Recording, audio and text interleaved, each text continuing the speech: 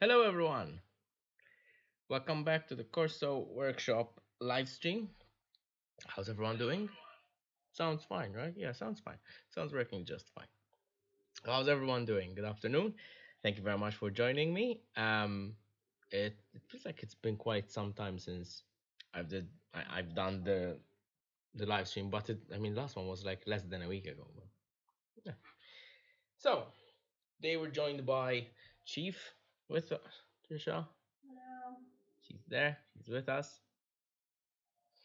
Um, yeah, so today we'll be making. Uh, I've never made this before, but I really wanted to make this for a very long time, which is a leather dice tray. And basically, the point of a dice tray is to have a surface like a container in which to roll dice for tabletop games, whether it is board games, Dungeons and Dragons, Pathfinder, whatever it is. So, yeah, I want to make one, and I've been meaning to make one for quite some time.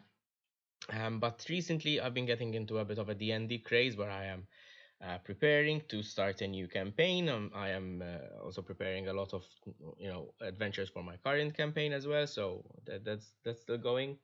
So yeah, I mean, I don't know how D&D, how popular D&D is with the rest of the viewers. However, it's quite a nice hobby. It's quite an interesting hobby to get into. So yeah, I mean, role playing games are kind of my thing. Yeah, let me just refresh the YouTube page just to be up to date with everything, even though we've got Chief who's keeping an eye out um, for for comments and that sort of thing.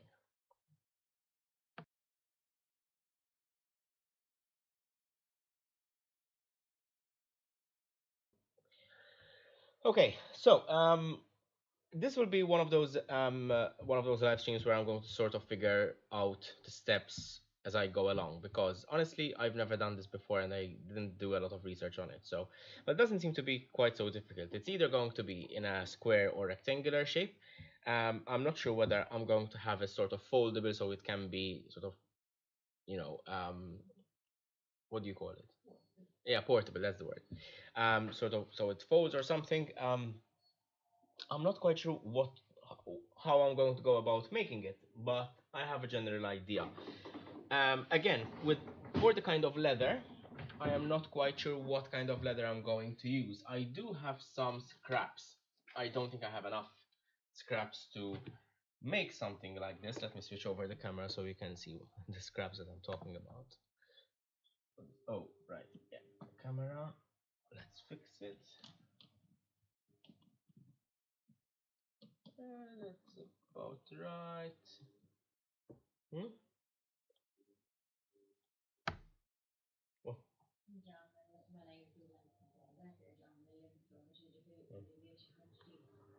got it, Chief.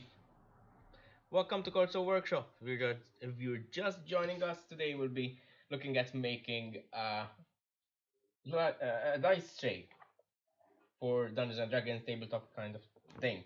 I'm still trying to select what kind of leather I'm going to use, and I have a lot of scraps over here. These are no larger scraps from some of my projects. And to be fair, I do have a little bit of chaos in here. I don't think I want to use something like this. This is sheepskin. It's very soft and supple. It's not really what I need. I need something which is a little bit rigid. Maybe something like this kind of Vechtan leather, which would be quite rigid. I think it's about 4 or 5 mil. I think it's about 3.5. 1, 2, 3.5. Yeah, something about 3.54 mil. So it's a little bit tougher. Let's see. I could see if I have any more of this lying around, but the problem with this kind of leather is that it doesn't carve. This is a kind of, I think this is a chromed end leather. It doesn't stretch much. It is quite rigid, and it would hold its shape, um, but it's not good for carving. I'm not quite sure whether I want to have a carving though, so I guess we'll figure that out as we go along.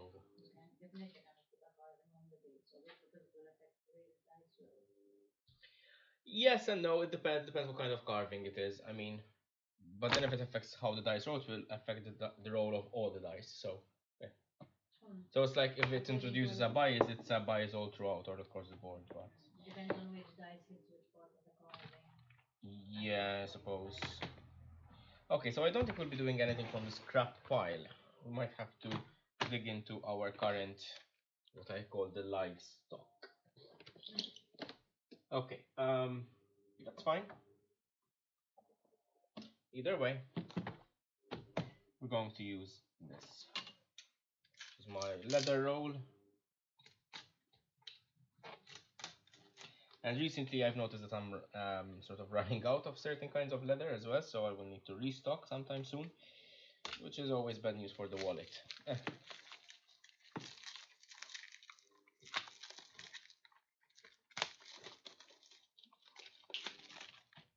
Cool.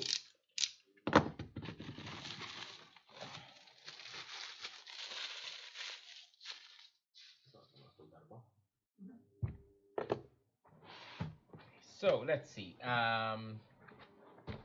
Let's see what we are going to work with. I could probably use like the softer. I could use a bit of a softer leather. Let me show it on camera. I have this kind of softer leather. I usually use it for like book wraps, and even the back is quite nice. I have the sticker one, which I was talking about earlier. Could work. Let's see.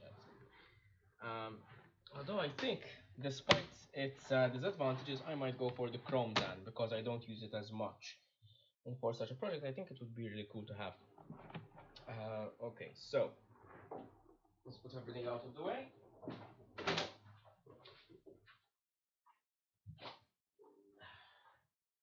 I think we could do with making like a simple one. Doesn't need to be intricate. Just a simple dice tray. I also have some dice to test it on later. My big bag of dice. So we'll have stuff to try out. So yeah. I think this is a nice color. It's a very nice color. Don't get me wrong. This is a very nice leather, and I honestly, I regretted buying this when I got it. However, sort of after using it for about I think 2 years now. I think I've had this for about 2 years. This piece of leather. Second one actually. First one was a piece of Vashtan leather. Yeah, same as the other ones from a different supplier though. The color is really nice, and I think we might actually be able to do something nice with it as well. If I do like a portable version of the dice tray, I could probably put snaps on this quite easily, and I have snaps. I have loads of them, so it shouldn't be a problem. Okay, now that we have decided what kind of leather we're going to do, I'm going to get a piece of paper and I'm going to start sketching out the general shape of what I'm looking for. Paper is always good to keep on hand in any workshop, especially so in a leather working one. Patterns, cutouts, that sort of thing, very common in leather working. So from the top down, I am looking probably at a squarish box with, pardon my, what shall we call it, impressionist sketches. Picasso, you know. Because it's impressionism, yeah. Wasn't Picasso like an impressionist? Yes, he was. Anyway, I want to have like about an inch of wall all around it, right, coming up, so that the dice obviously don't fall out. That would mean that. Oh, let me see if I can get you closer to the camera. Sorry, closer to the paper. Better like this? In a second, you should have it in a second. Yeah. Okay, so if I am looking at the top-down view, okay, from here, if I am looking at the side, there's going to be like a bit of a flap, because obviously when they're meeting in the corners, unless I stitch it closed, which would mean it can't be made portable, I will need to put some sort of snaps on the outside, right? Or maybe I can have something folding in, like if this were the paper, the leather, right? what if I could put snaps on either side of this fold so that then it would hold up, and doing the same on this side. I think that will work. Okay, so if I sort of pinch, if I pinch the corners of a piece of like a square, it should form a wall on its own, right? Like the paper is doing it, so I don't see why the leather shouldn't, to be honest. And that will make it quite easy to also manufacture. We might actually be done with this in a few minutes. Let me just test that out. If we manage to make this quite simply, then we will go over and make something a little bit more complicated. I honestly wasn't expecting this. Hmm? Still early. Still, still early to say how easy it will be. Okay. How big would I want a dice tray to be? Going by the ruler that I have, I think somewhere around. I think this would be a little bit too small. Perhaps 15. Maybe go for 12 and then add a border. So we're going to have 12 on the inside. We need a paper back again. I need a paper again. So to write down some notes. So I need an inner square of 12 by 12. And then if I need to add an inch, let's say we add instead of an inch, let's add, I don't know, 2 centimeters. So then I will need to add 2 centimeters on either side. So that's 12 plus 4, 16. So we're going at a 16 square. But then we need to add a little bit more because I want that extra 2 on either side to be where the snap is. So obviously there needs to be a little bit of leather beyond the snap. So let's add another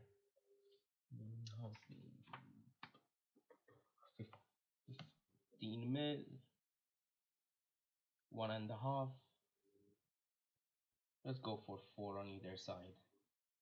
And we'll have like 2 centimeters. Is a bit much. We can always cut it down later. We can always trim it down, right? Yes, we can trim it later. So let's add 4. No, 12 is the center box. This is basically how my thought process goes all along. It's like, it's insane. So it's 12 on either side, and then adding 4 and 4, so adding 8. We're talking at a 20 square centimeter piece of leather, which isn't too much considering what we're working with. Do I have a straight edge anywhere on the leather so that I just try and maintain it? This is not a straight edge. This might be a straight edge. Let's have a look. Nope. Oh well, but let's use this anyway. Okay, let me just move this out of the way. I'm going to take the camera higher up now. There's a better view of what I'm doing. Okay, so I need to make a 20 by 20 square. While I'm at it, I think I'm going to actually cut out 40 by 40 so I can make 2. Oh, right.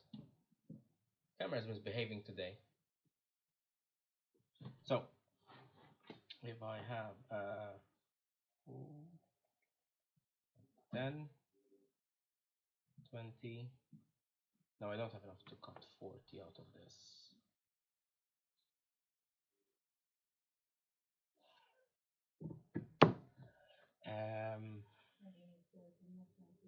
I thought maybe I could make 2 at one go. You know, that's what I thought. But now, this is a millimeter, so 30 comes up till here, so 40 obviously don't have enough. So I think I'm just going to go for a 20 and see where that leaves us. Let's start on this corner. Try to find the best way to work with this. Okay. I don't have any straight edges on this side, which is fine because I usually like having straight edges on a piece of leather so that I can cut belts easily from it without wasting a lot. So using graph edges like this for projects which I'm going to sort of cut out from is just perfect. And this will require a large piece of leather as well. So that's 20. That's a 20 there. Hold it down and score it. Scoring the first line. This is scoring the second line. The 20, it's over here. Okay. Now what I'm going to do is I'm going to meet those up using the same straight edge angle. Oh, my chat really isn't up to date. Hello, Melissa. Thank you for joining us. We're making dice trays for, you know, tabletop and D&D. I'm going to have to do it over here for now because I don't have enough space to cut something this large. But if my markings were correct, I should have a 20 by 20 square once I line everything up. So 20 comes to here. Perfect. That is an exact 20 square. Okay. Now, I know this is not the most efficient way to do it. This is quite wasteful. I am aware. But I think it will work just fine. Should I cut with a knife or with a scissors? Knife it is. Perfect. And this also gives me a little bit of opportunity to refine my cuts, make sure they're lined up. I am noticing over here, for example, it's very tough to see on camera because of like the details and the light, but over here the lines, the horizontal and the vertical one, don't quite meet. So yeah. So I'm just going to sort of refine it a little bit and then use the knife to cut the leather.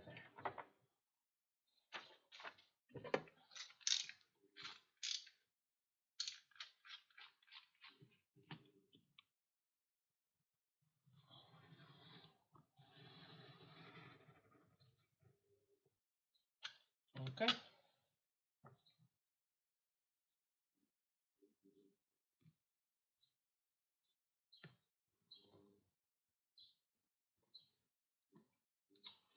You should ideally always cut on the excess side and avoid cutting with your piece on the, in front of the ruler, but in this case I felt more comfortable this way. So I'm just going to cut it free this side and this side.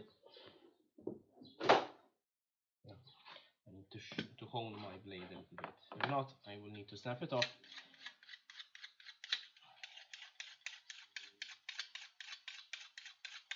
Okay, this should be, yep, sharp enough.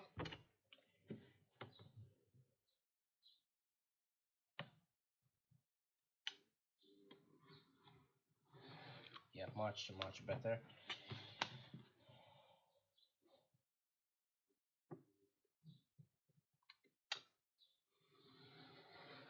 Okay. So it seems to be pretty square. I'm just going to sort of bend it the other way to help it lay a little bit flatter. Perfect. So now my idea is to sort of pinch these corners together, but I might have to cut some scores on them. We'll have to see in just a second. I'll try on like some scraps and see how well they bend this way. So Melissa asks, how many millimeters is the thickness of the leather? So this one is about 2 to 3 mil. Yeah, about 2 to 3 mil thickness of leather. This is a chrome tan, however, it's not a vegetable tan. So it cannot be carved, it cannot be tooled, at least not easily. And in this particular kind, it doesn't quite stretch as much. It does a little bit, but it doesn't quite stretch as much. But I think it was a perfect material to use for this project. Now, my idea is to pinch these like this. I wonder if I should either score or cut. I can start by scoring. First of all, I need to mark the 12 uh, centimeters inner box, because that will have to be scored out using a V-gouge, which I have over here. This tool is a V-gouge, and what it does, basically it carves a channel into the leather. I can show you on a piece of scrap. Actually, I set it a little bit too deep. Let me just back it up a little bit. It cuts a channel in the leather, so then you can actually fold it easier upon that channel, but the result will be much more visible on a larger piece. So this will use, and I also have a smaller handheld version, which is a little like a palm top version, which is also good to use. This one just happens to be in the kit that I have right now. So some calculations. Now I know for sure that this is 20 centimeter square, and I know that I have 4 extra on each side because I want to mark a 2 centimeter where the 2 centimeters where the snap will go, and then another further 2 centimeters in where the actual bottom of the piece will go. So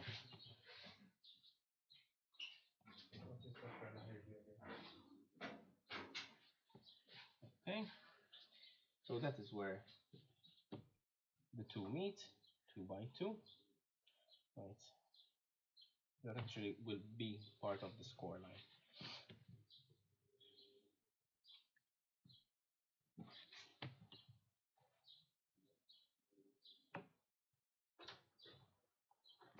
Okay, this will be part of the score line.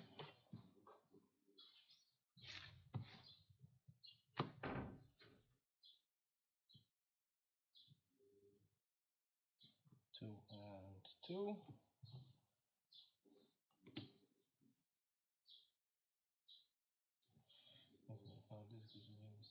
Okay, I think I'm. Oh.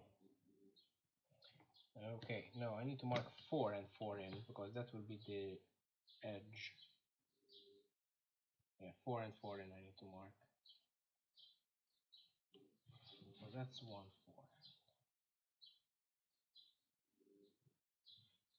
4. Okay, so this is one score line. I'm going to have to cut through or carve through. Hey, Rockinar. Yep. So I can already working somewhere around here. Let's make sure this is 4 centimeters from this side. 4 is here. And 4 is here. So this is the second line we are scoring. Okay, and I can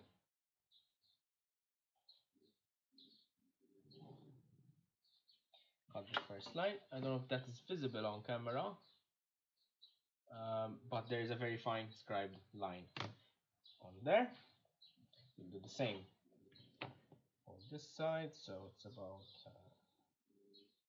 4 here.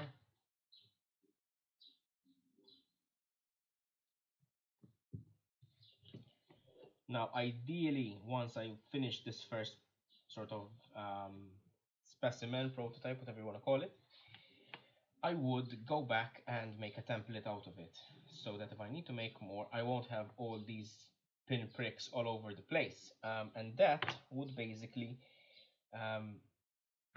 you know, I can just lay the template on it, poke the holes wherever I need to poke, and that would be it.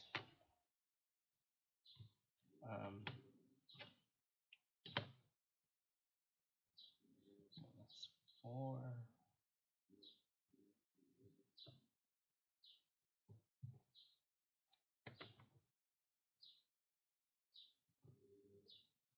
Yeah, that's the right place.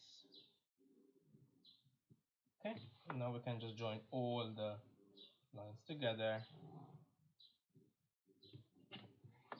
to have a rough version.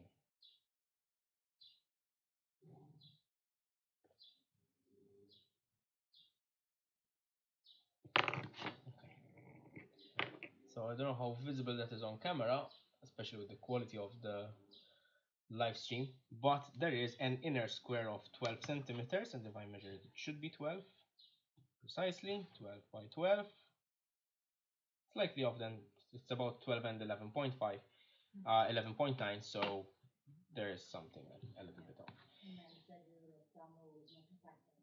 A rule of thumb always make. Yeah, that is true. That is true.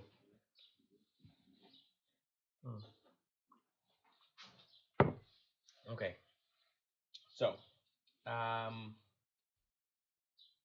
next step will be to try and score everything. Now, to score everything, I need to have a piece of scrap leather. Let's use this piece. I need to adjust my gauge to see how much I need to take off. Like that is too little, but then if I try to gouge out a lot at one go, the tool will get stuck and it will make it a little bit more difficult for me to work. So first off, I should see if I need to hone this a little bit. Interesting. So Roshan said, I was wondering if using a chalk pencil would allow you to mark it out better. Definitely. Would allow you to erase mismarked places without marring the leather. Definitely. I could have also used like a regular pencil it would show on this kind of leather, and without any issues, because since this is a chrome 10, it can easily just be washed off. A chalk pen or chalk pencil would definitely be much better than what I used. I just don't have any on hand. But yes, it's a very good idea. Thanks, R. So let's see.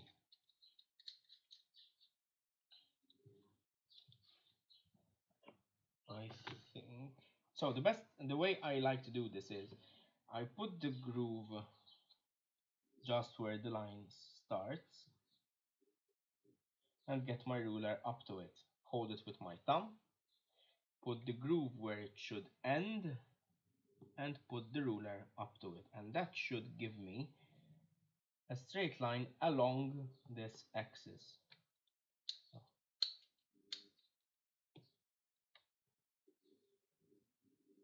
Now if I go gently,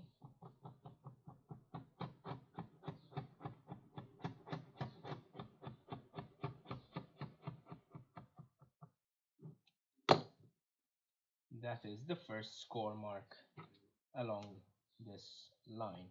Can go again to make sure I didn't miss anything in particular. Having a little bit of a shallower angle will help me make sure that I have even cuts. Okay.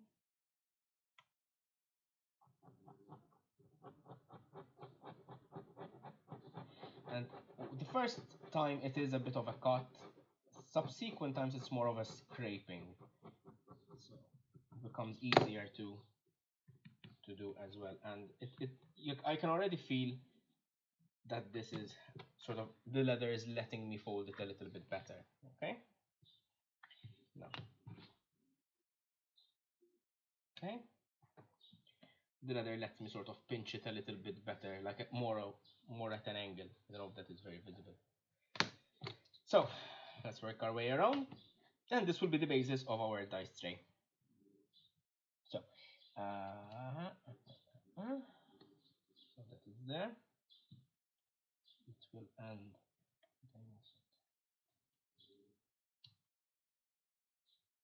So that should start there.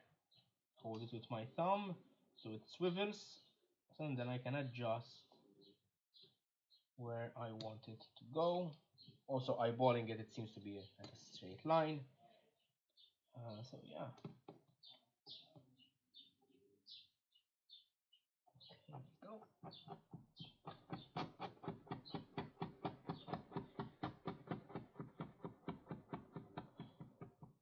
Okay. A trick is to have rulers backed with cork or with some sort of grip, rubber grip or something, because otherwise the ruler will slide all over the place. Having your mat with grips underneath is great. In my case, it doesn't, but it is resting against the tool shelf, whatever, the workstation. So wherever I am pushing against it, it is not moving around, and it's just making my life a little bit easier. So I will go back and scrape this channel that I made, just as I did the first one.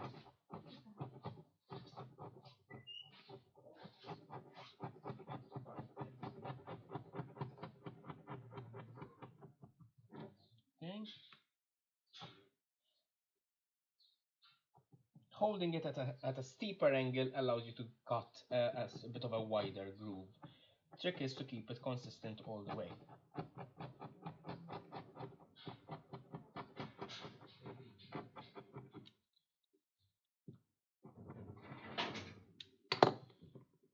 Okay. I overshot it a little bit over here, but that will be hidden once it starts to fold.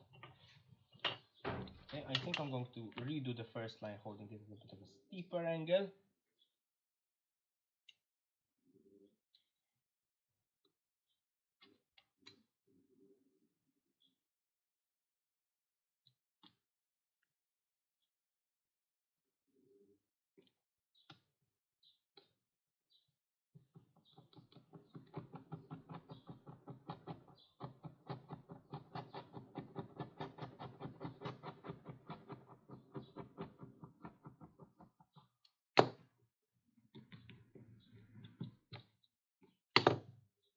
Okay,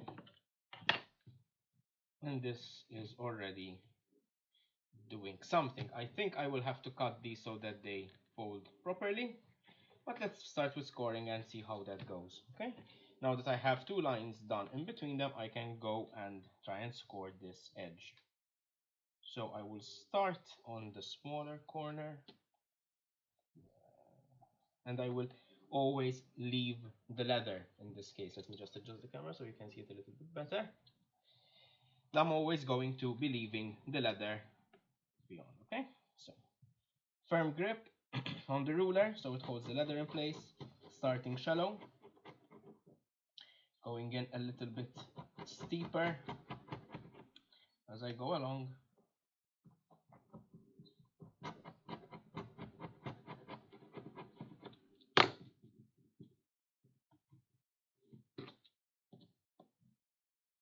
And then sort of scraping the rest just to clean up the channel.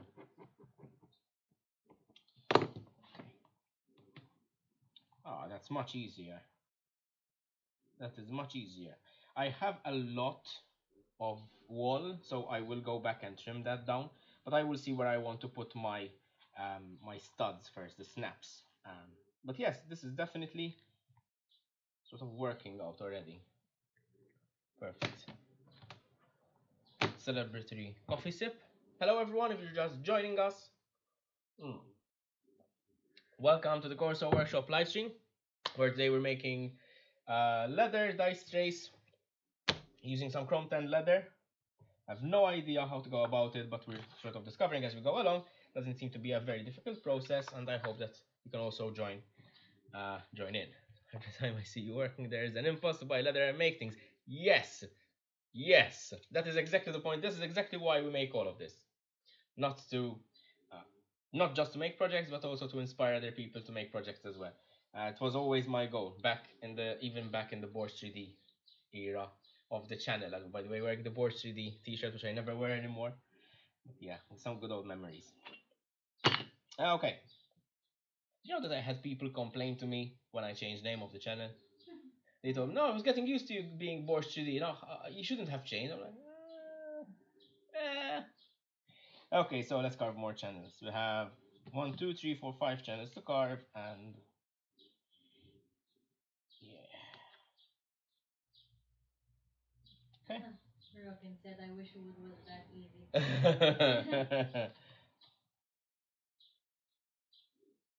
Yeah.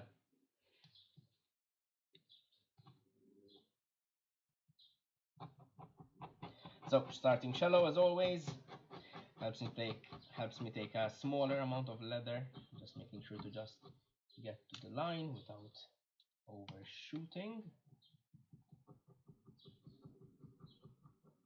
Okay, and go back and pick it off with tweezers if I need. Then taking a bit of a steeper angle.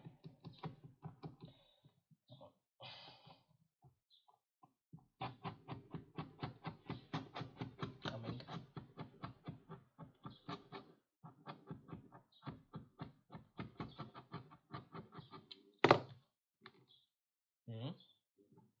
Okay. What?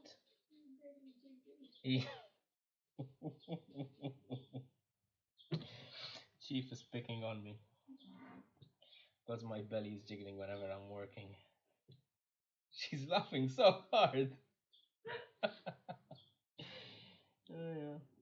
Okay, so I'm noticing that over here I didn't quite make it to the line. I'm just going to freehand that channel a little bit over there.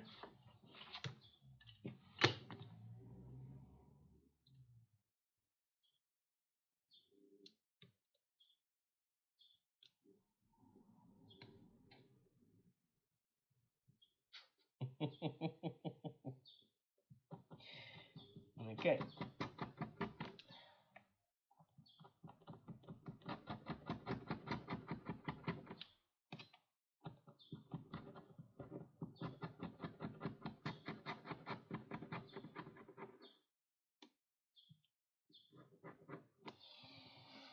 Okay, that's two corners done.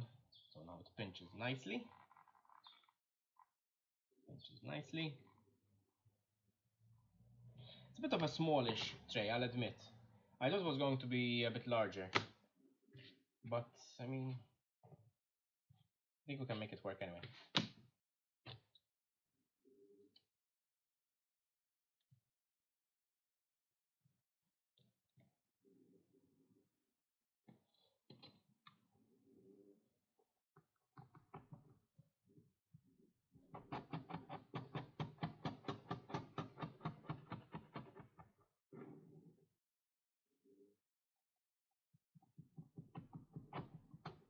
Come on. I think I need to hone it a little bit better.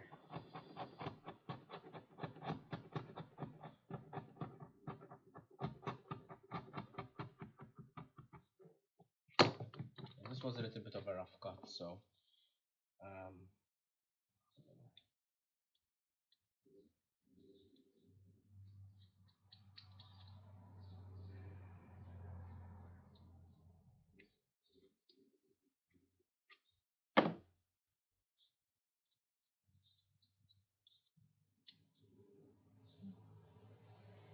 Sparky, I think I'm watching quietly in the background.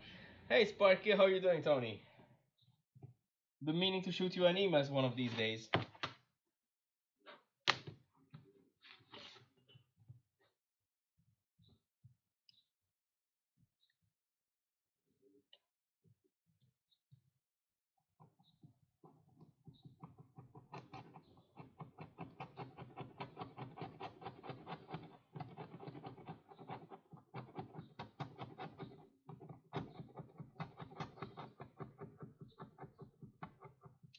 Definitely noticing there's a little bit of a knack to this tool.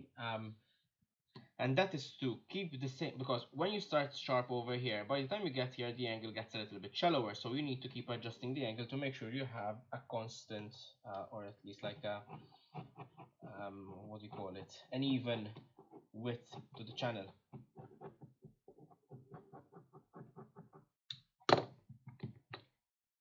Okay, I'm just going to try and freehand this.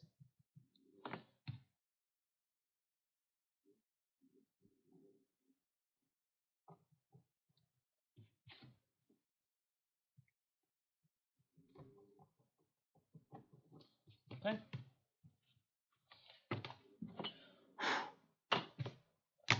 Perfect. Last two cuts, carvings, whatever.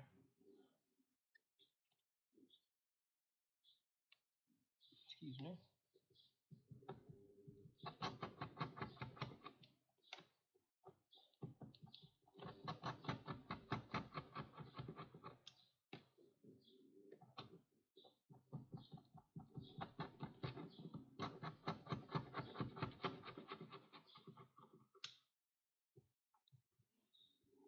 Okay.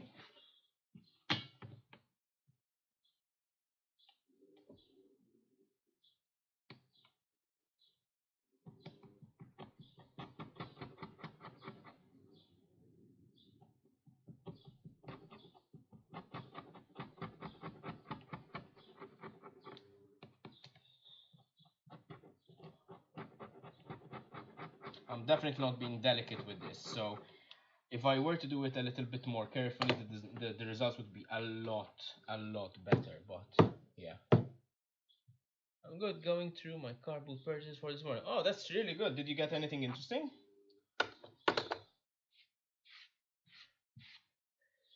So, just to have an idea of what this would look like, I'm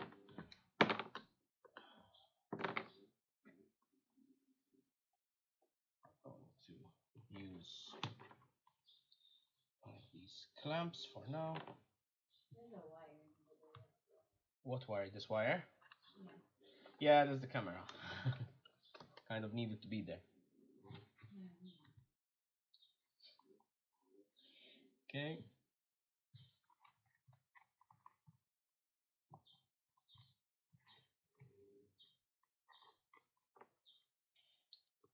So, in a nutshell, this is basically it. I think I will actually, though, cut them because the grooves aren't deep enough and they sort of flare out. That will introduce resistances in the leather when um, you're trying to keep it closed, and if the snaps aren't really up to par, they might be a bit of an issue. However, in terms of dice, I mean, they seem, I mean, basically, it's not leaking.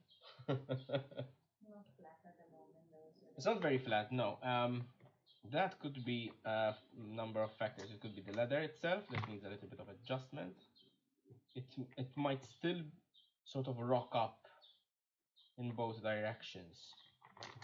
I don't think it really matters that much though. I could be that I need to cut the grooves deeper.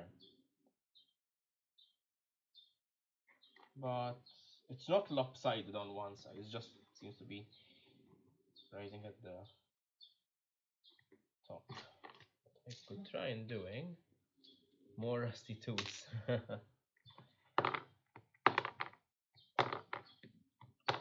Could try doing is sort of clamping these over here. See how this sort of. Then I need to also clamp over here. The leather is too strong and it's keeping the clamps open even now, so this isn't really working so well, but no, it's not gonna help. So I think what we need to do is cut these open. If we cut these open, then the leather will release a lot of stress from the edge of the leather. Could be also that the edges, the very corners, did not channel quite as well. Let me see if that will help. Actually, I have a better idea. We can just cut about a centimeter in the corner. And this will also sort of, the cut is also disguised in the channels. So leather is not a material that will fray. So it's not like this cut will travel all the way through unless like extreme force is applied. So let me just line up. I'm roughly sort of pinning them where I think the snaps will go. So also making sure that the edges are flat, sort of.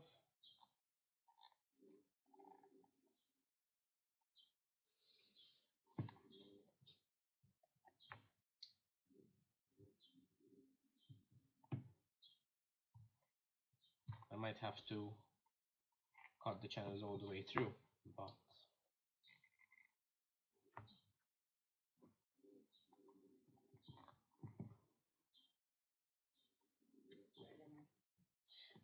Not so much better. I mean, it's rocking really, really hard now.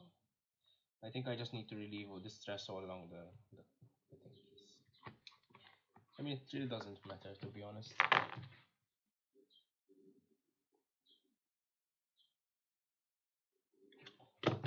So now when I close the I can also get rid of like corners and just make it look a little bit nicer as well.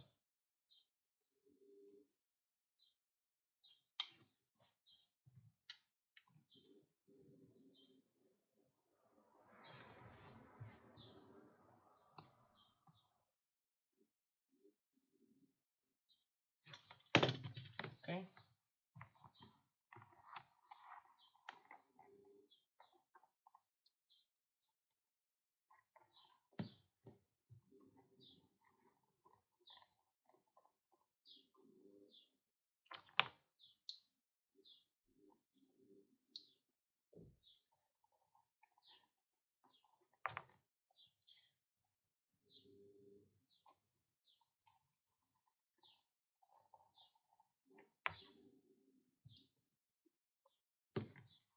Yeah, that's much better.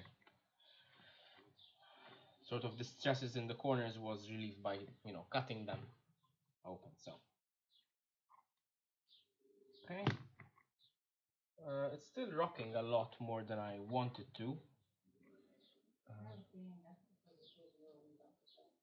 It could be because it was rolled up, but I feel like it is like tension in the leather, as in the way it is constructed.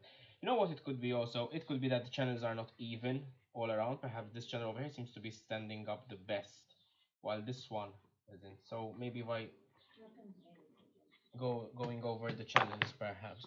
Rockin said, what about scoring a line where the sides meet? I think that would relieve a lot of the stress and prevent the cupping. What do you mean where the sides meet? I'm not quite understanding where. You mean like over here? How would that help? Trying to understand. Hmm. No, because it stress is the problem with the leather, so relieving stress is always a good idea in this case. Um, I'm not quite sure what you mean by it though.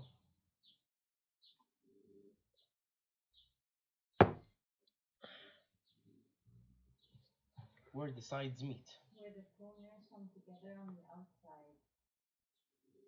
Oh, you mean on this side?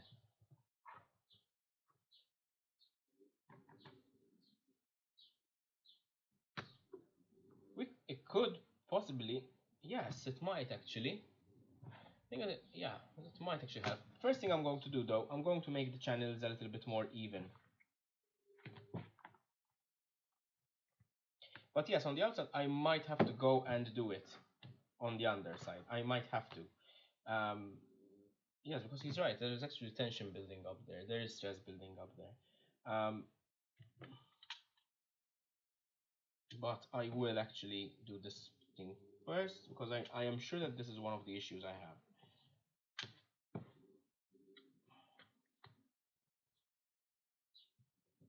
Okay. So this side is one such side that I need to score. This side is pretty okay. Not necessarily. I may not have to score them all because it could be that I scored one side better than the other. On the outside, you mean? Oh no, on the outside I would do all of them. No, no, I'm just talking about the inside. So this one needs a little bit more scoring. This one is fine. This one could do it a little bit more. I think I'm going to do these three.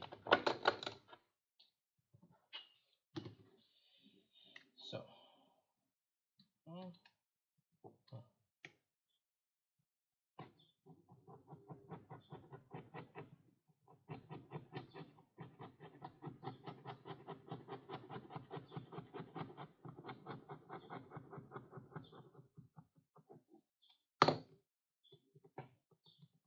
that ends up much better now.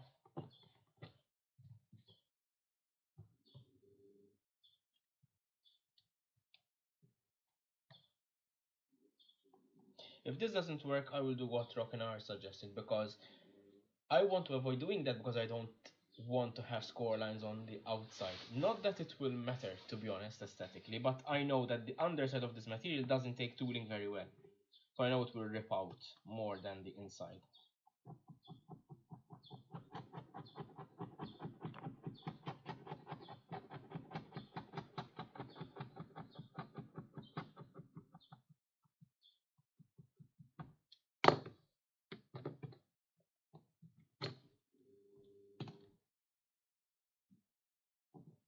It's a little bit more over here.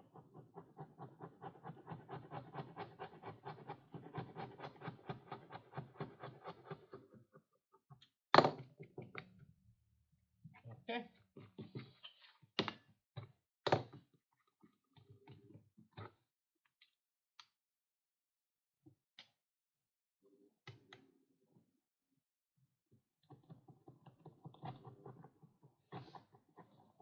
This definitely needs a lot more work.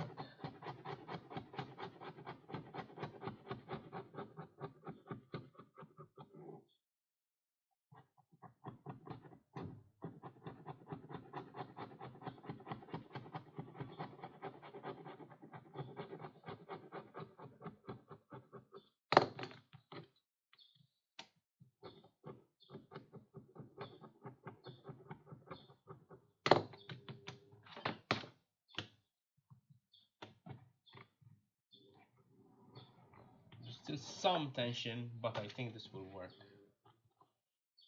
So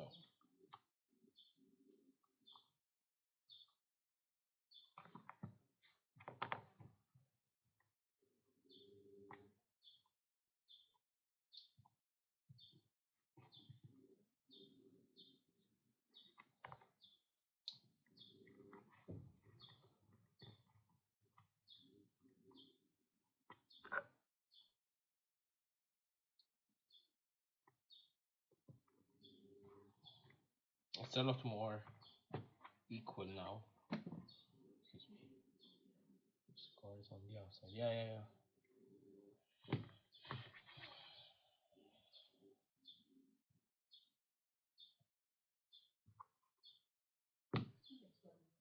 I think it's good like this, no?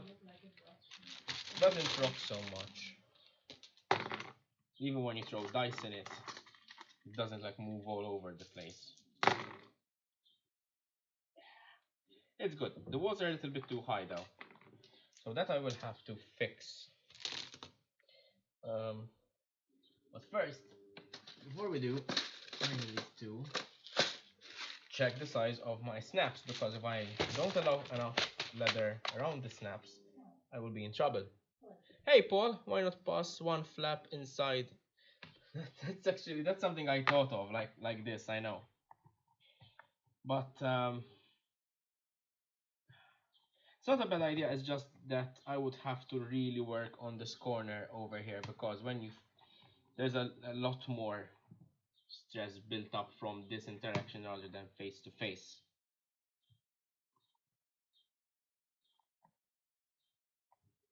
Wait, I could score these. Is this what you meant? Or maybe score over here? Because scoring over here would actually help a lot, now that I'm thinking about it. Let's see, let's do that.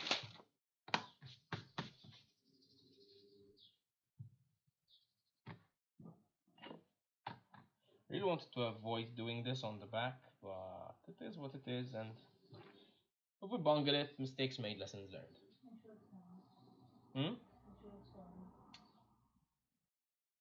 Should be. Yep.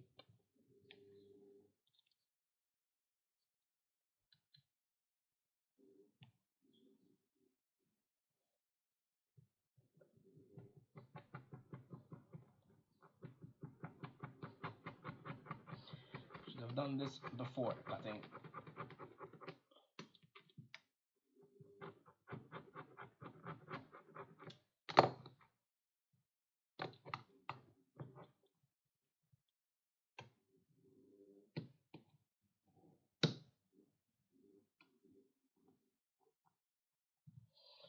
Let's not do it on this side.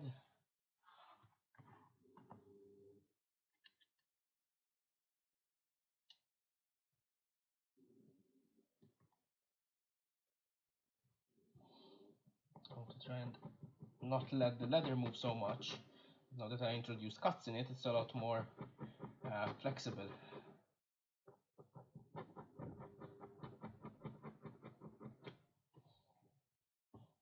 Now this should in theory help us with, oh yes, that's loads better. That's loads better because this will allow the leather sort of move backwards. It just needs a little bit more convincing.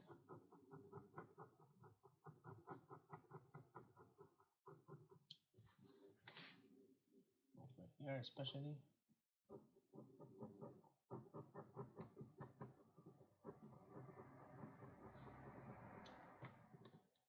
Good. So now this can move a little bit backward, this can move a little bit backward. Doesn't need to move much, but it needs to move enough. Oh, please.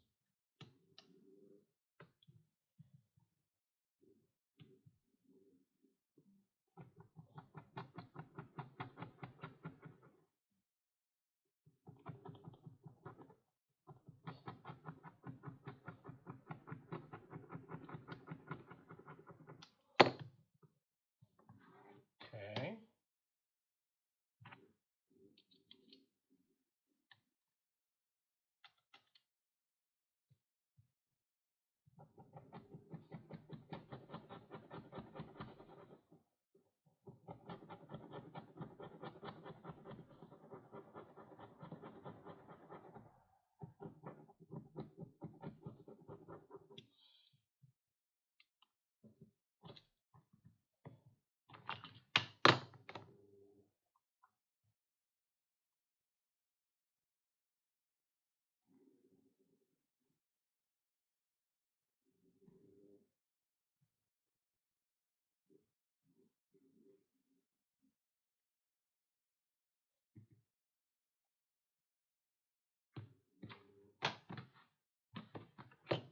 Good idea. Thanks, R. This really is a good idea. So, okay.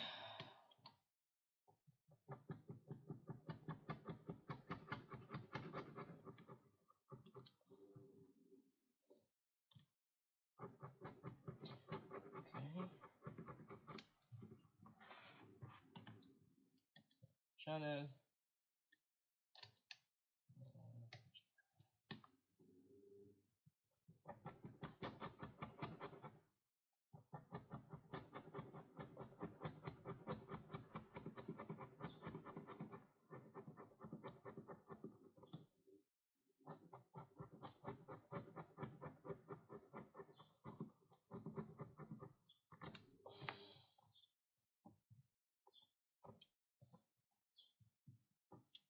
Okay.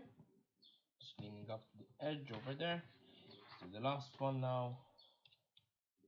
We'll see how that holds up.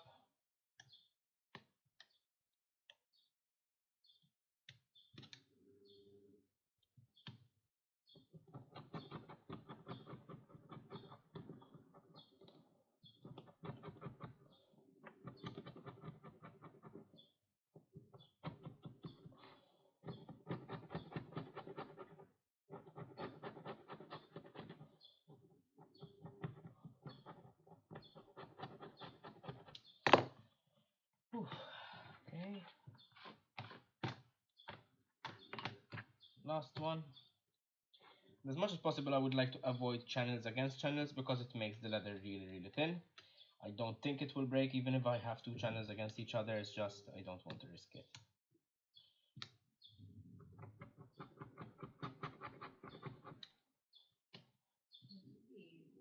Yeah.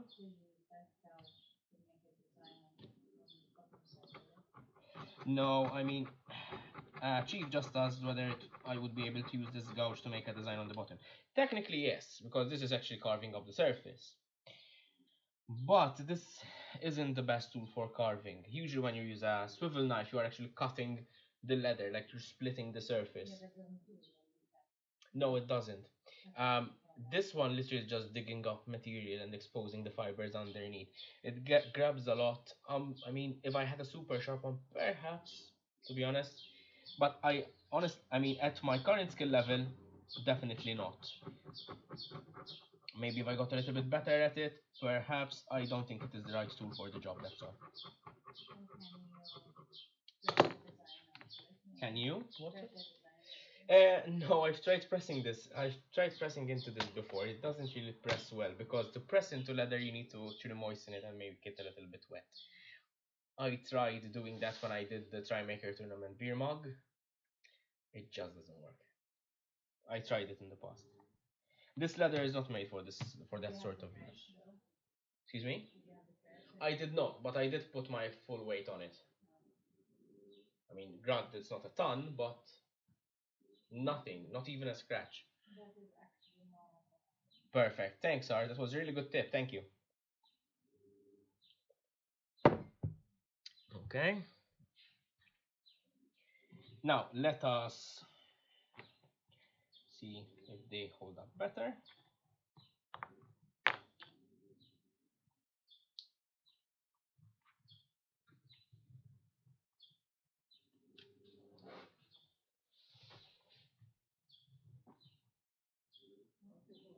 Hmm? Sure.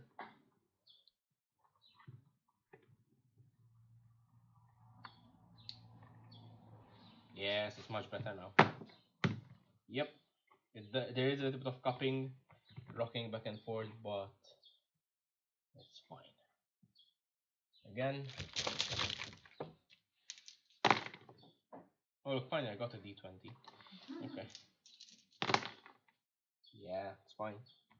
Perfect like this. Let's start seeing about snaps all the time. It's 5 o'clock. We've been at this for about an hour. Now I'm noticing that my cuts aren't even. Like on this side, I've got a bit of a lip. I will go back with the leather shears once everything is done, and I will trim it, and I will also cut the corners where they're not needed. I think looking back, I might not. It might not be wise to cut the thing shorter, the walls shorter. It's not so much of a bother if it is this high. So I was just making an aesthetic decision earlier. Just I think I'll leave it as it is. Hey, Skill Tree, good to see you, man.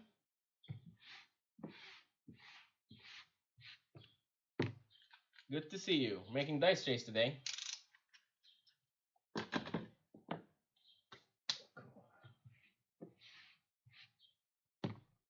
So,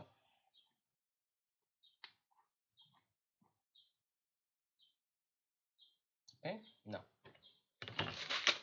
these are the snaps I have. They're not the nicest snaps you can own, but they just work. So the thing is that on one side they've got the nice shiny shield thingy. On the other side is going to be like this. I don't think these are interchangeable because of the way that they are. So this side goes with this side, and this side goes with this side. In fact, the hole is smaller, so I won't be able to um, sort of make both sides shiny. But it is something I will have to live with. On one side it will be a little bit more exposed. This side. Okay, now it's best when you're doing something like this to test it out on a piece of scrap leather, especially because I haven't done this in quite some time.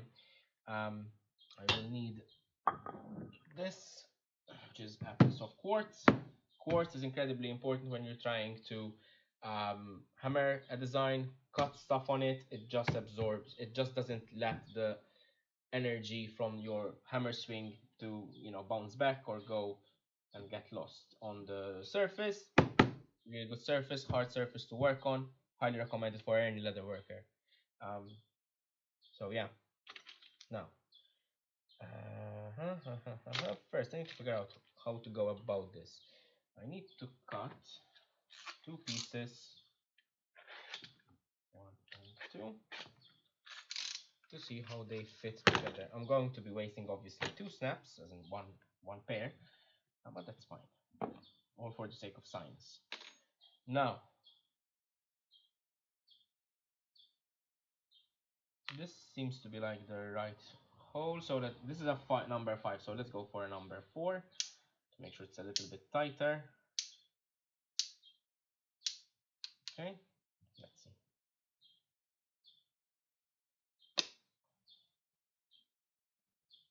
Okay, so that one goes there. Was it this one? Was it this one? This. Okay, so it's a 4 and a 5 will need. Okay.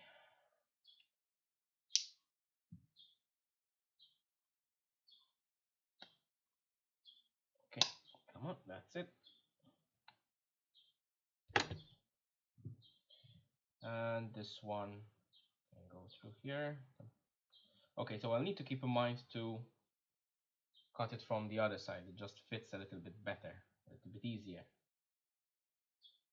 Okay, so smaller side goes here, bigger side goes here. Start with the bigger side, which is easier to do. These kits come with an anvil and like tools to work with. So like this is the actual anvil that you'll use. Curved side goes on this side, obviously. For some reason, they never worked properly for me. So you're supposed to, I think,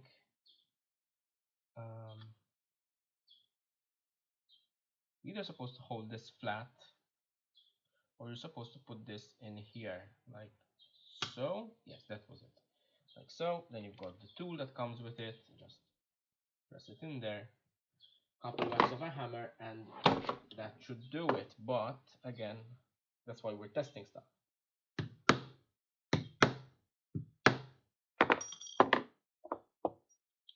Let's flared it out a little bit. It's not moving, which is exactly what we need. I mean, on the back side it is moving, of course, but so let's hit it a bit on this side.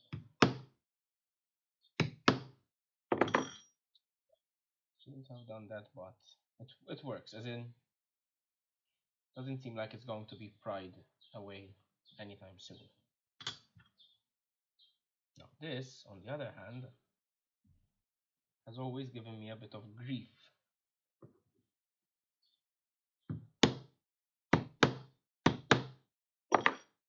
See?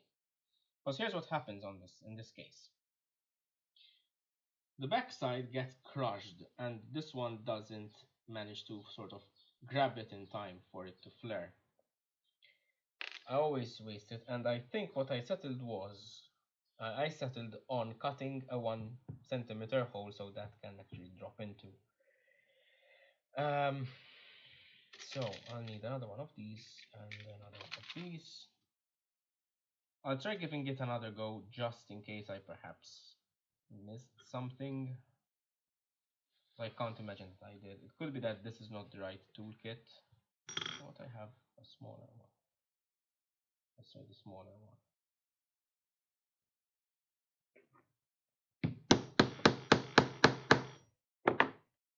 Nope, still didn't work. I just crushed the back. Okay, so we're going to have to cut a hole, a 1 centimeter hole. I have punches.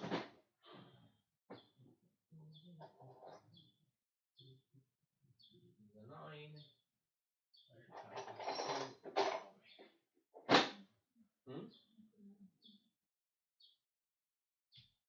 So, for everyone looking for a piece of granite quartz marble, you have a hard flincher to work on. Find a counter top and store it. The piece you will need is often too small for them to use, and you can usually pick it up. That's a very good tip, Rockanar. Brilliant.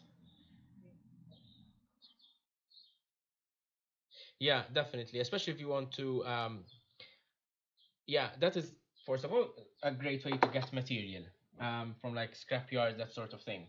I don't think we have like good scrapyards in Malta though.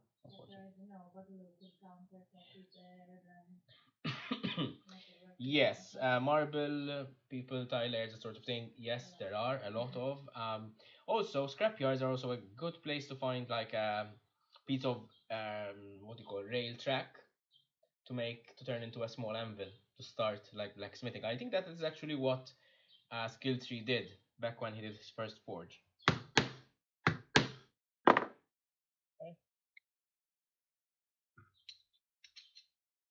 Okay.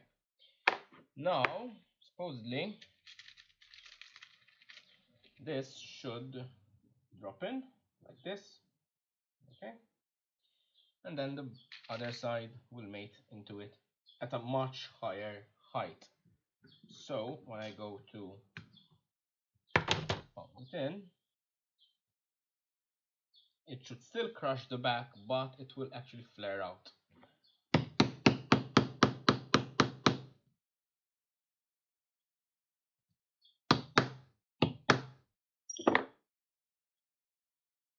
And that's not going anywhere. Perfect. These two snap together quite well enough. I feel like they're a little bit loose. It's strange because I've made these before and they weren't so loose. Perhaps it could be like a defective pair. That would be it. I've made bracelets using these before, using the same kind of material, and they still hold up. So perhaps I banged it a little bit too hard. I think it's the back piece that's a problem. Quickly test that out.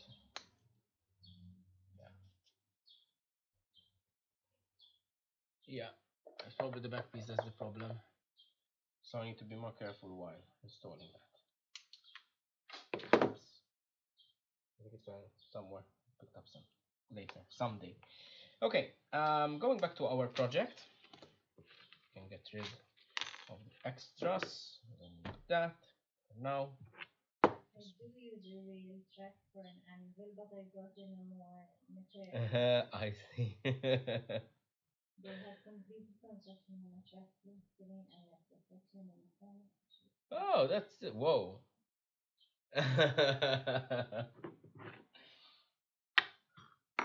Well, I mean, luckily, luckily, the chat doesn't show in playbacks, so no one will know other than us.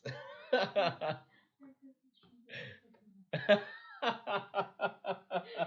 imagine him like with a mask and everything. Yeah, you would definitely pull it off, like Lupin style. Great heist. Okay, so yeah, I don't think I'm going to actually. So this is the. Let me see if I can show you on camera a little bit better. This is the back of the pin. You will never tell. I'm not sure if you should be scared right now. It does make a lot of weapons. So this is the back of the pin. So holding it closed like this. Just put the thing over there. I can roughly estimate where I want my pin to go. Somewhere there. Just put it out on the internet yourself. Okay, so I'm just going to take an awl and just poke through it so that I have a mark on both sides. I even managed to mark the back, which is perfect, just what I need for this. And those are okay. So let's prepare the first set. We need one of those. We need one of those and one of those, and also one of those. So we're going to use I think we need to use the number 4. No, 4 was the smaller one. Number 5.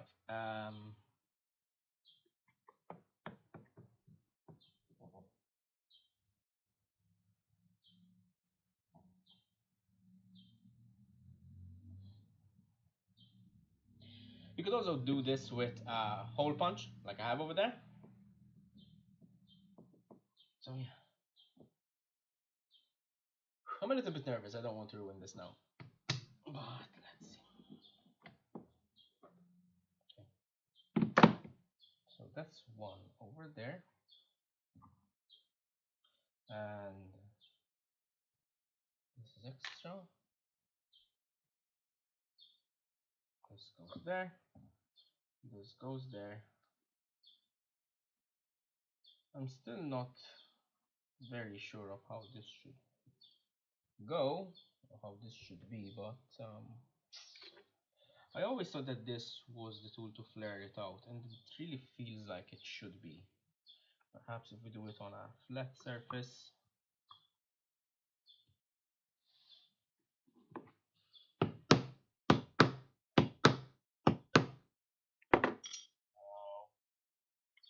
It's fine. I don't think I ruined the piece. Just need to push that thing out. It did flare a little bit on the leather. I think actually these snaps might be made for um, these snaps might be made for a thinner material. I'm surprised it lasted there for a week.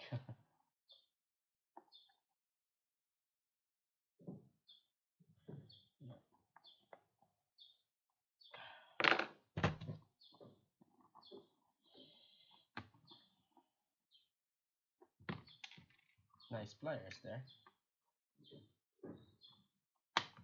Come on. Just trying to remove the.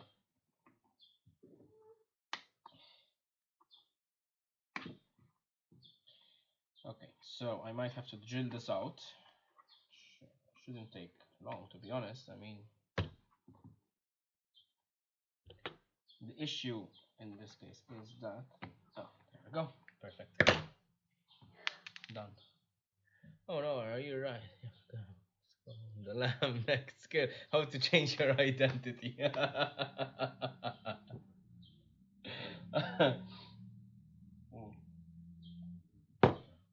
We're holding you to it now.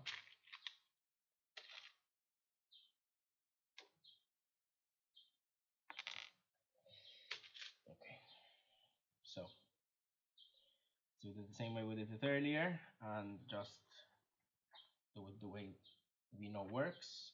Actually, I think I have. Oh yeah, that reminds me. I do have an anvil. Ah, there it is. Forgot I had this. This anvil will seat that part better so it doesn't move. See? Unlike this. It's okay, so I can keep using this for this purpose, which is, I'm sure it's not its intended purpose, but hey, whatever works.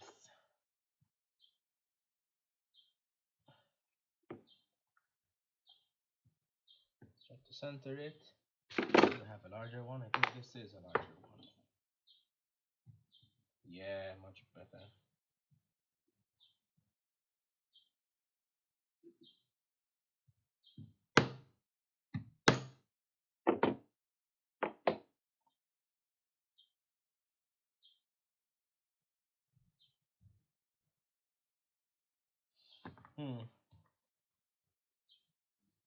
It's turning a little bit, which means it needs another bit of a whack.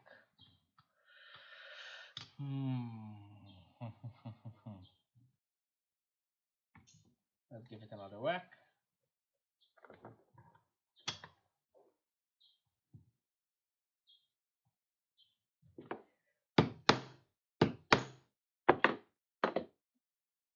Now it doesn't turn perfect. Okay, so one side is done. Now we need to cut the hole on the other side, and I need to cut it on the inside for sure. Now we need to center this.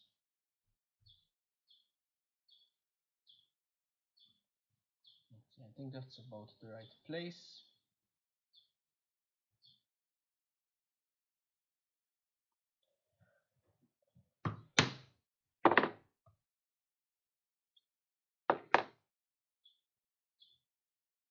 That fits in nicely.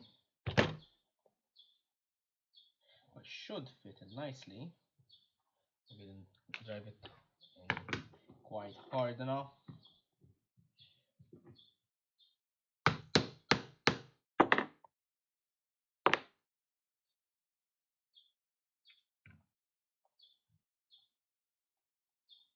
Okay.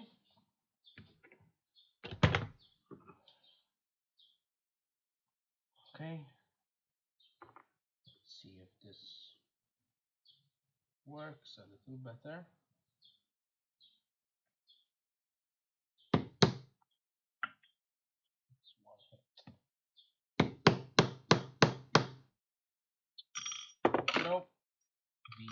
snaps are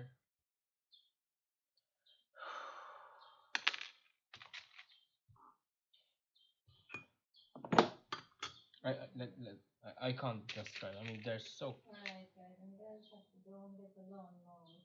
Good luck with that, man. Thank you very much for dropping by, Rockinar. It's really good to have you here. Just trying to. The thing is this. Okay, so look, there are snaps. There's quality of tools and there's quality of tools. Usually, for most of my work, like a 10 euro set will be more than enough for what I need. This is the same kind of reasoning I had when I bought this set of snaps. When I did, and I started using them, I couldn't figure out, for the life of me how to use them. So, um, and then it turns out that the quality of these is really, really bad. Like this, this part shouldn't have voids in it in the back. Obviously, this is going to get crushed. Obviously, so you really have to work your way around it. Next set I guess is going to be definitely from a proper leather worker supply store, because otherwise I will drive myself nuts.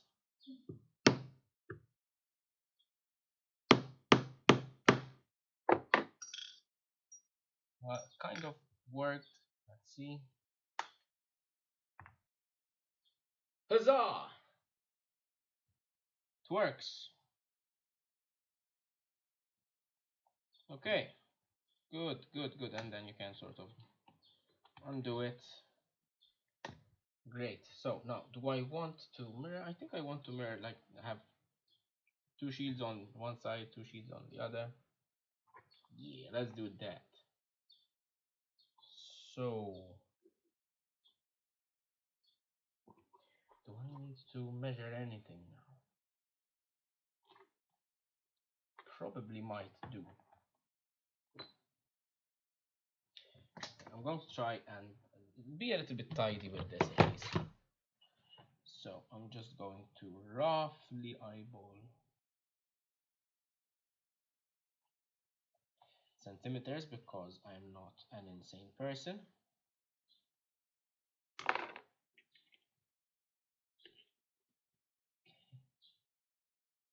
It's about a centimeter.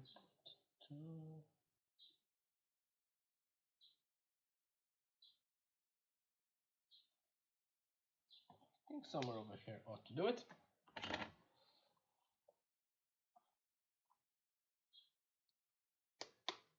Okay, so it stresses only when it's open. For some reason this side rattles. Okay, that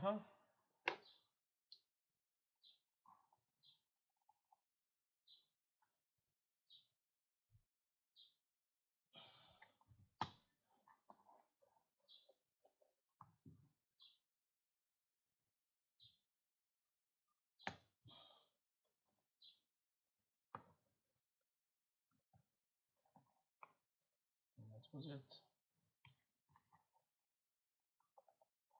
Yep. Where I need to punch holes. Okay, so now let's see. I want to have this hole over here.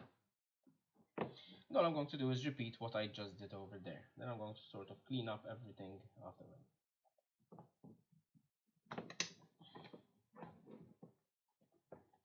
Okay. Polyboard. On the other side, because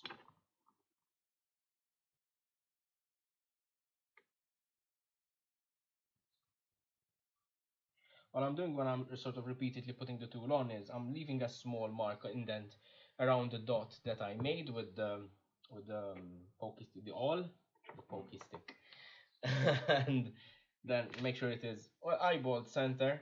So yeah, and then just make big whacks with a hammer. So next set, it's 1 and 2, and then 1 and 2. Start with the bottom as earlier. Right, yeah. Okay.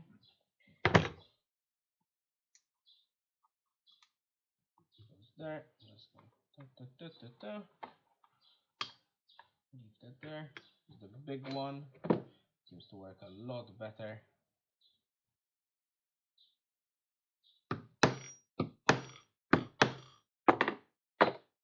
Few good whacks. Seems to have done it nicely. Maybe I shouldn't have been so hard, but anyway. For some reason, these holes are not working as intended. For the most part. So that goes there.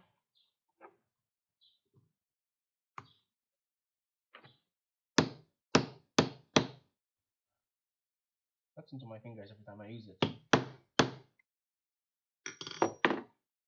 Okay, so got one side done. Seem to be holding up. Perfect.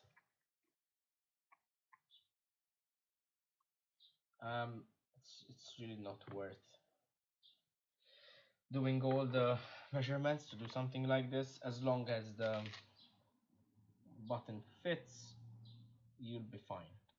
Also leave us like a small mark.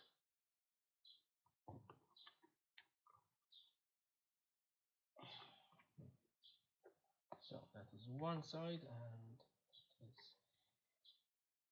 and the other. I'm going to have the hole on this side, so I need to mark.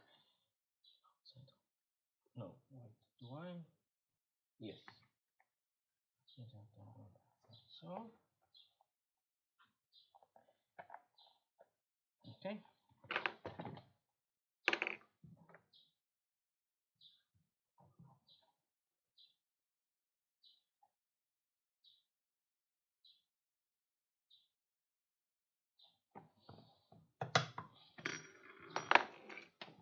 Cool. Wackety wackety. Ooh, that's about that center. Perfect.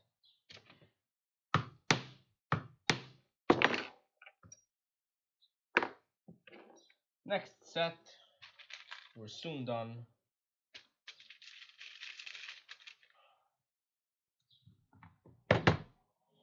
So, this side goes from the back. This one from the front. This is the part where I usually make mistakes because, here's why. Start seeing the finish line. And I start hurrying up, which is exactly what I'm doing now. So,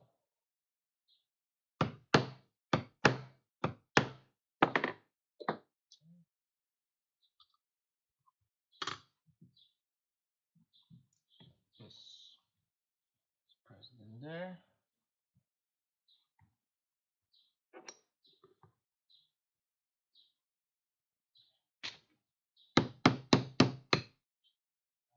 In there.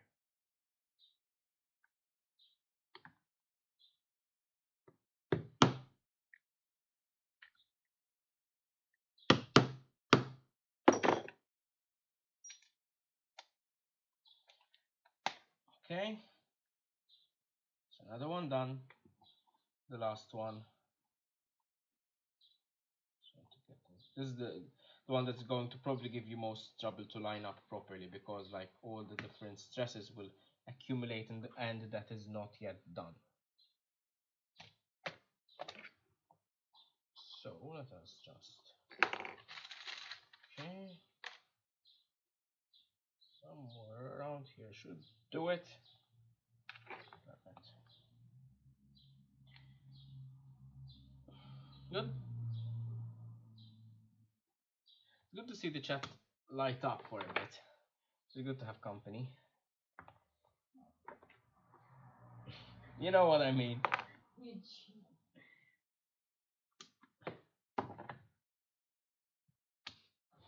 Okay, so hold on this side and then punching on this side. This is the last time we use this.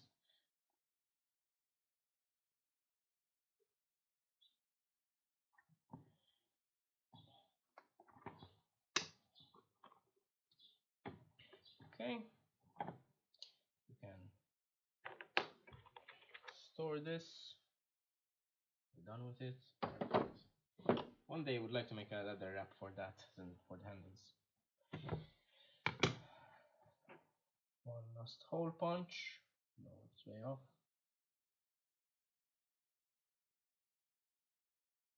Somewhere over here should be fine.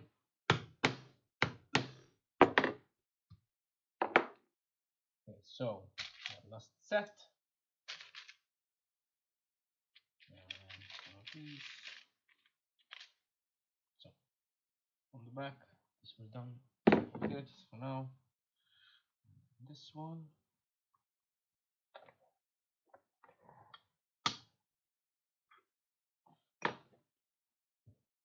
Big tool. I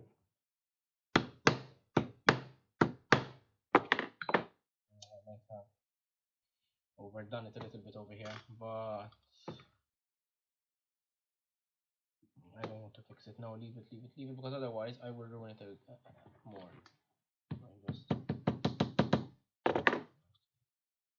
Just flare out the back a little bit more than I intended to, but it's not such a huge deal.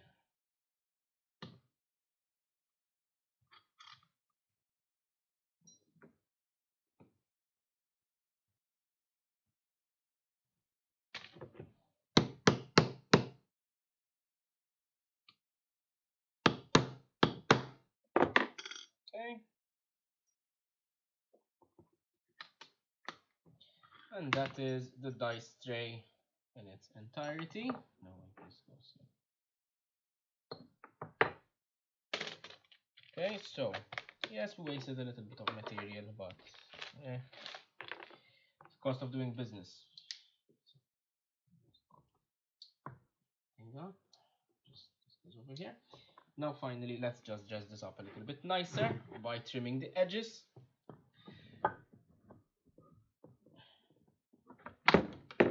Go. Everything out of the way. Okay, go somewhere else. I think I'm just going to just cut this off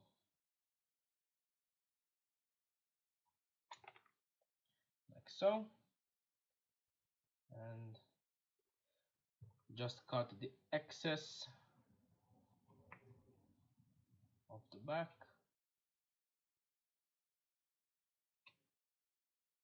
I will go back with a blade and actually neaten it. So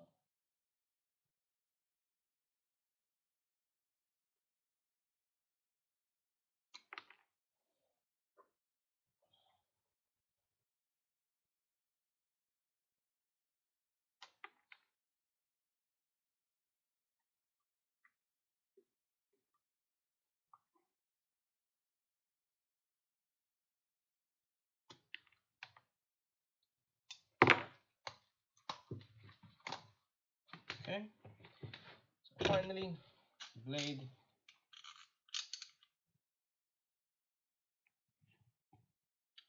This seems to be quite neatly done. Be okay, let's see, maybe. Okay.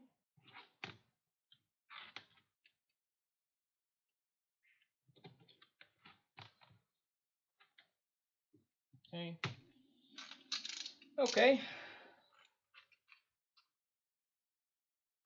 I think that does it.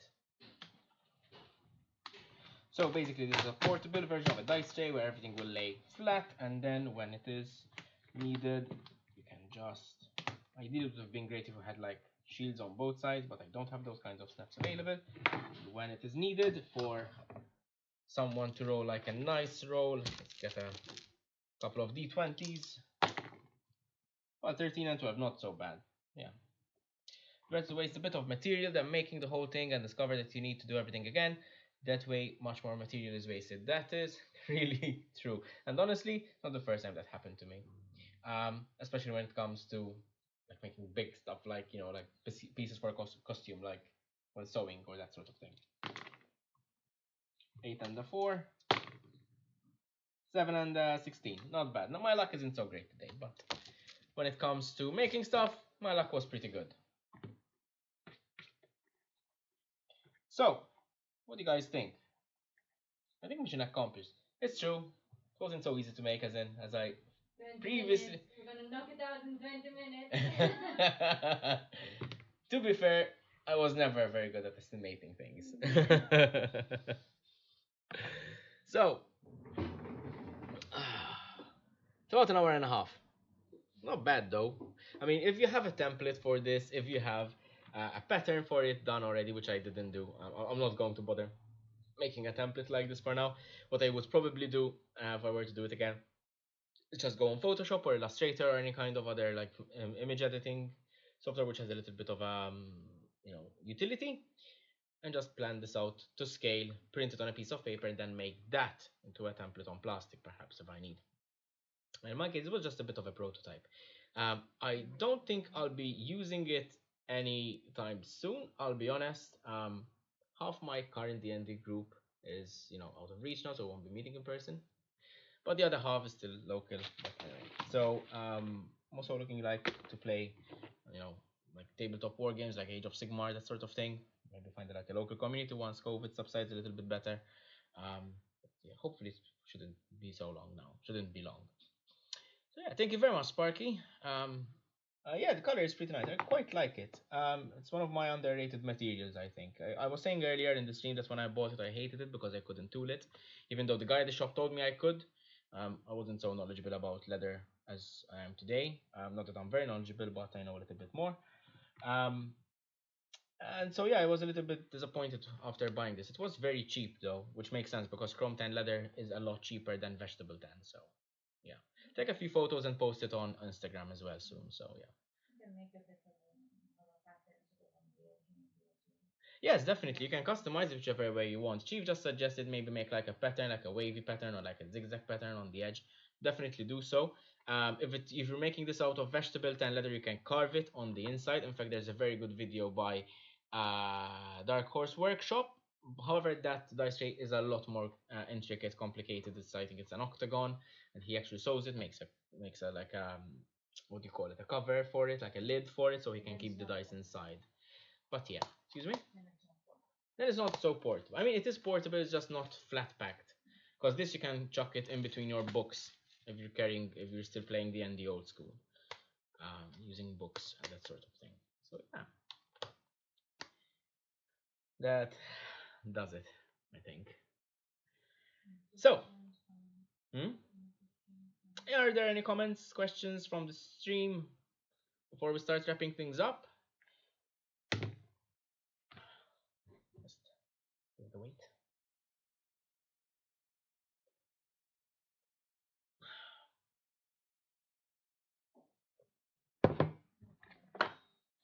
Hmm? Done? Done. So, thank you very much for joining me on this live stream. It's been really good to get back on track with these things. I apologize for last weekend. The live stream was supposed to be on Sunday. Internet didn't permit it, so I ended up doing it on Monday. We had very poor reception. Monday is usually a very bad day to have a live stream, I understand. But it was also a feast in Malta, so I had some free time. Might as well did something. Um, so yes, live streams are still on Sundays. They'll be on Sundays as well, and videos will be on Tuesdays and Saturdays. However, again, videos are taking a bit of a delay recently. I've got some personal things to deal with right now, but we'll be getting them on track very, very, very soon. I just need to shoot a little bit more footage to make like those epic end shots and intro shots. But yeah. Thank you very much. Thank you very much. Have a great afternoon, everyone. As Tony said, I hope everyone has a nice day. And thank you very much for watching. Thank you very much for joining. I hope to see you around. As always, social media. I usually post stuff over there on Instagram, Facebook, and there's also the Patreon page if you would like to be part of the community and help support this channel. I would really appreciate it a lot. And speaking of Patreon, by the way, there are new rewards. I'm sending stickers and a handwritten note to all the patrons that join for the first time. And in fact, the first round of stickers was just mailed. So yeah, we have cool Corso Workshop stickers now.